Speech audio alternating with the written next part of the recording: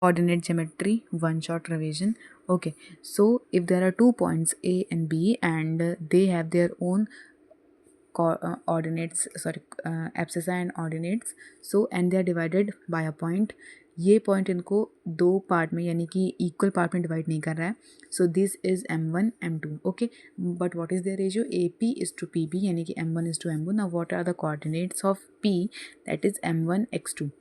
M1 into X2 plus M2 is to X1 upon M1 plus M2 and M1 Y2 plus M2 Y1 upon M1 plus M2. Okay, if now if P is the midpoint, so no M, no ratio, just X2 X1 X2 plus X1 upon 2, X2 plus X1 upon 2, Y2 plus Y1 upon 2.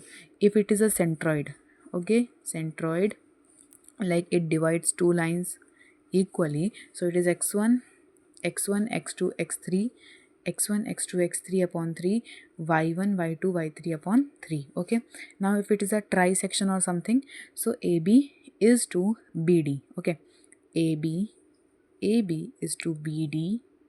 अभी ऊपर का part देखो, AB is to BD, it is 1:2.